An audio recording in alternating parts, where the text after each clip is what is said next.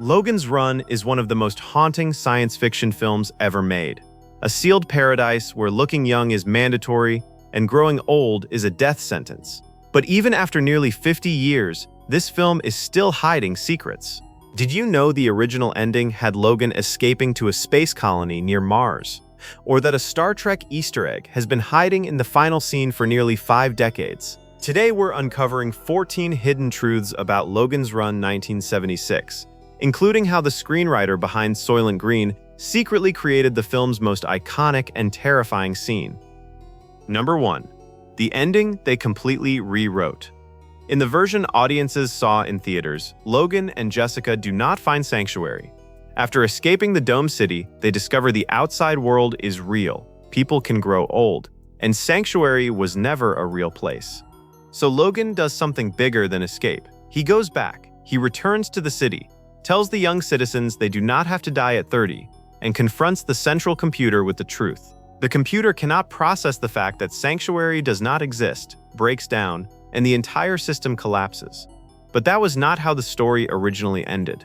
In the 1967 novel by William F. Nolan and George Clayton Johnson, Logan and Jessica really do escape from Earth. Sanctuary is not a myth. It is Argos, an old, abandoned space colony near Mars. It is not exactly paradise, but a small, cold, and primitive settlement where runners can finally live without fear of the Sandmen. After a long journey and escape, Logan and Jessica successfully reach Argos, where they stay for the next 10 years and build a new life as members of the runner colony.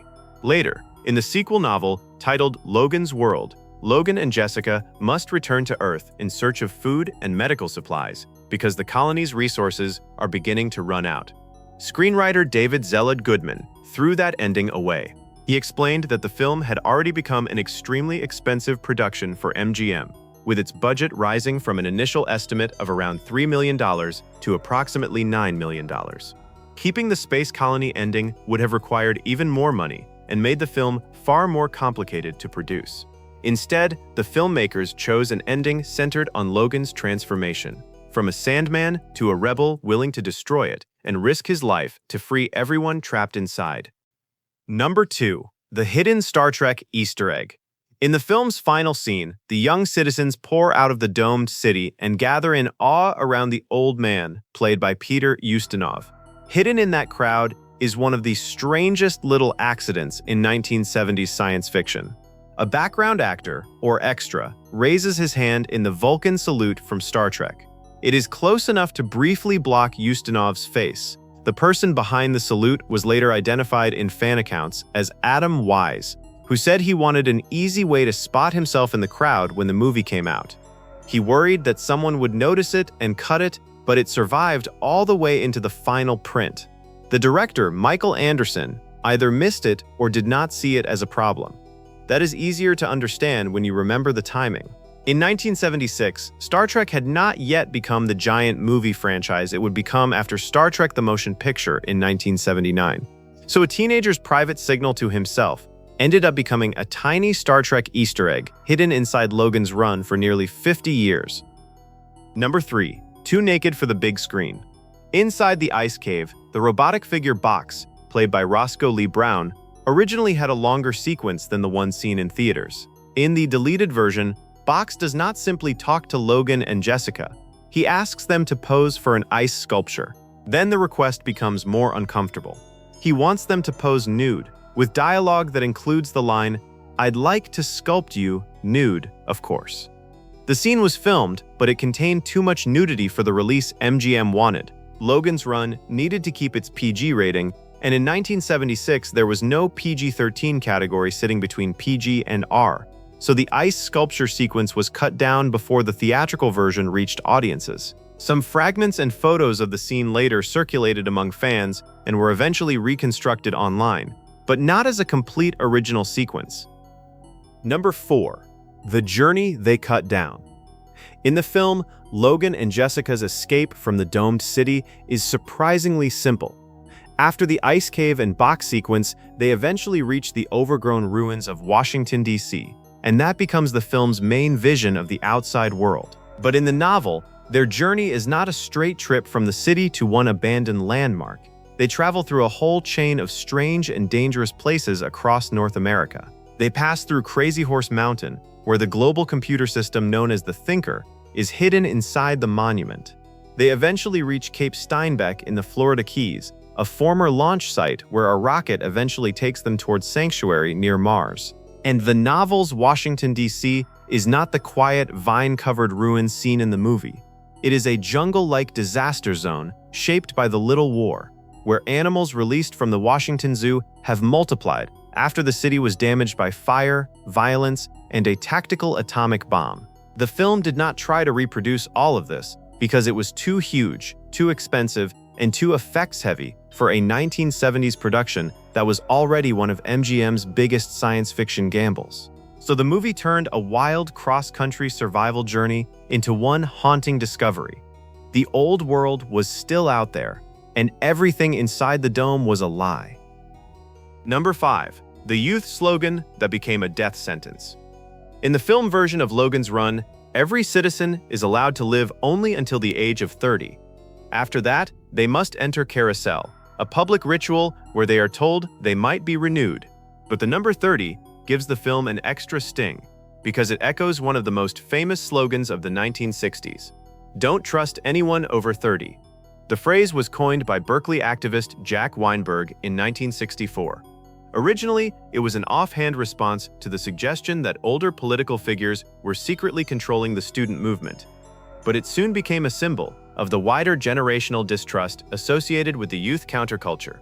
Decades later, William F. Nolan, co-author of the original 1967 novel Logan's Run, explained the connection directly. He said, "The original book was sort of a reaction to the youth slogan, 'Never trust anyone over 30.' But Nolan's point was not that young people should rule the world. It was the opposite. Society still needs older people to keep it running. That is what makes Logan's Run so sharp. It asks what would happen if a culture took the worship of youth seriously. What if growing older was no longer respected, but treated as a problem to be removed?" Number 6. Recycled from an old Shipwreck film. During Logan's escape from the ice cave, he accidentally activates a strange old elevator. Massive pistons begin moving, the machinery rumbles to life, and the whole moment looks like it was built specifically for Logan's Run. But those piston shots were not originally filmed for Logan's Run at all. They were reused from The Wreck of the Mary Deer, a 1959 sea thriller directed by the same filmmaker Michael Anderson. Anderson likely reused the footage to save time and budget, since building and filming large-scale mechanical sets like that would have been expensive and complicated. A piece of old shipwreck footage was dropped into a futuristic science fiction escape scene, and unless you had seen both movies, you would probably never notice it. Number 8. The deleted scene that explained Logan's allegiance. Before Logan's Run reached theaters, MGM previewed a longer version of the film for test audiences. This was an early cut shown before release, so the studio could see how people reacted and decide what to remove. According to reports about the May 1976 San Diego preview, that version ran around 130 minutes, while the theatrical cut was later shortened to 118 minutes. Hidden inside those missing minutes was a scene that made Logan's allegiance much clearer. In the theatrical version, when Jessica and Logan visit the underground runners, Logan secretly signals the Sandmen and leads them straight to the runner hideout. The Sandmen attack and Jessica's friends are killed. In this scene, Logan still appears to be loyal to the computer, but many viewers are left confused about when his allegiance begins to shift toward Jessica. In a deleted sequence in the ice cave, while Logan and Jessica pose for an ice sculpture, Logan confesses something the audience desperately needed to hear. He admits he was never planning to help the runners. His orders were to infiltrate their network, find Sanctuary, and destroy it. He tells Jessica, "That's why I brought in the Sandmen that killed them." This confession clarifies why Logan signaled the Sandmen to ambush the underground runners' hideout. The deleted dialogue also emphasizes that by this point, Logan has begun to shift emotionally toward Jessica and the runners. Without this dialogue, it is unclear when Logan's heart and motivations start to change in her favor. Number 9. Carousel's secret creator. In Logan's Run, Carousel is the film's terrifying public death ritual, staged like a futuristic ceremony. Citizens who reach their 30th birthday enter a glowing arena, float upward in white robes, spin around a giant crystal, and explode while the crowd cheers for them to renew. The horror is that the people watching do not think they are seeing an execution. They believe the dead may be reborn. None of this exists in the original novel. In the book, citizens reach their last day at 21 and report to a sleep shop where they are quietly killed by inhaling a pleasure-inducing toxic gas. The film turned that private death into a massive public spectacle. The idea came from Stanley R. Greenberg, the screenwriter of Soylent Green, who was hired with producer Saul David in 1974 to develop Logan's Run. Greenberg's version introduced Carousel, but he did not remain on the film. The production accounts do not explain exactly why he left or whether it was his own choice. What they do say is that Greenberg was replaced several months later by David Zelig Goodman, who wrote the screenplay that was ultimately filmed. So the movie's most famous image came from a writer who helped shape the project early, then disappeared from the final screen credit. Number 10. When academia took it seriously. In 2023, Logan's Run was cited in a peer-reviewed paper in the Liverpool Law Review, an academic journal published by Springer.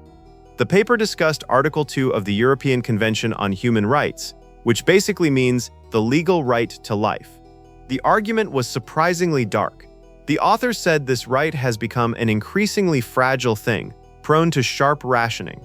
In simpler terms, during a major crisis, even the right to stay alive can start depending on who gets limited resources first. It used Logan's Run as a warning example.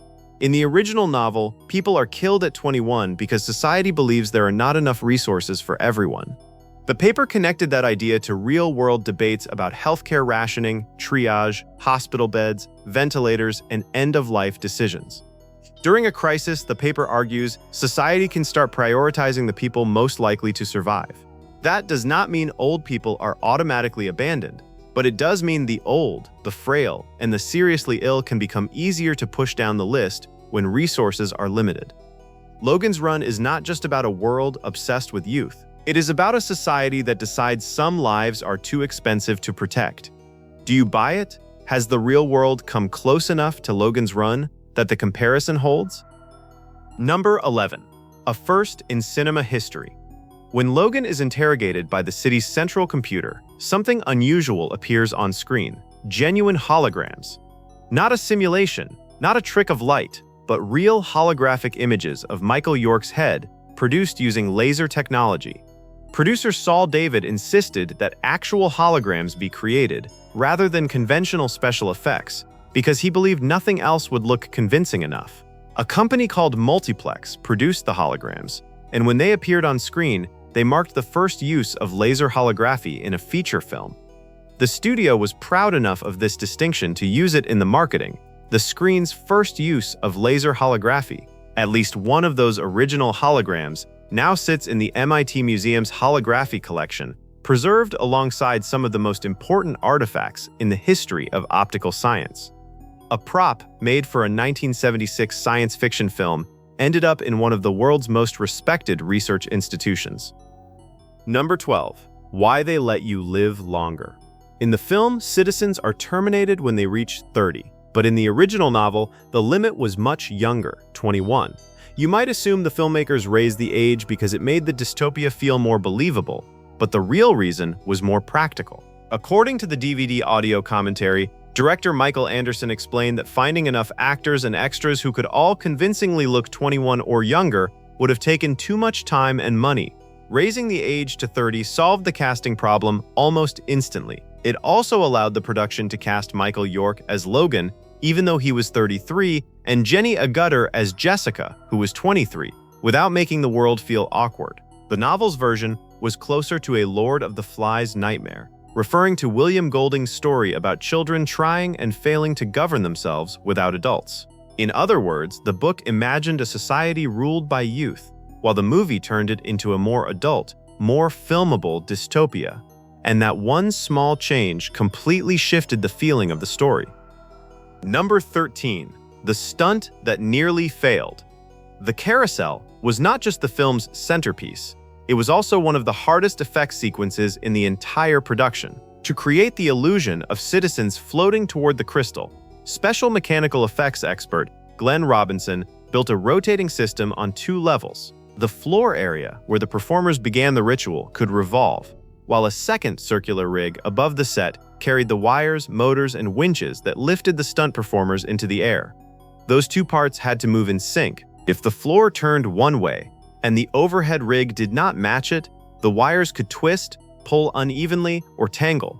The idea was ambitious: fly around 15 to 18 people at once while they rose, spun, and tumbled in front of the crowd. During early testing, the system reportedly proved dangerous when the cables tangled and the performers had to be brought down carefully.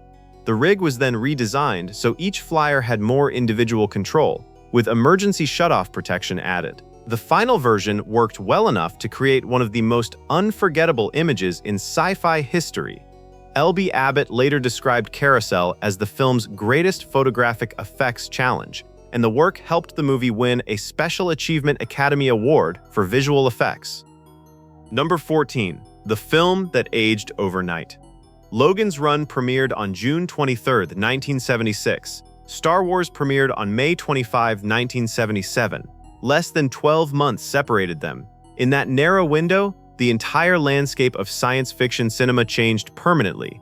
Logan's Run won a Special Academy Award for its visual effects. Its miniature models and matte paintings represented the pinnacle of what that generation of filmmaking could achieve. Then Star Wars arrived and made all of it look like yesterday's technology. One reviewer captured it perfectly, writing that without any conscious foreknowledge or intent, Logan's Run marked the end of an era in filmmaking. In other words, it unintentionally became the last major science fiction film made in the classic style before Star Wars redefined what audiences expected. But for me, Logan's Run was not a failure. It was a success that had the misfortune of being the last film of its kind. Logan's Run is a film about a society that traded its future for the comfort of never having to face the unknown. 50 years later, the question it asks has only gotten sharper. Would you run, or would you go back? If these hidden stories are the kind of thing that keeps your mind working long after the credits roll, hit subscribe, leave a comment with your take, and we will keep digging into the films you thought you already knew.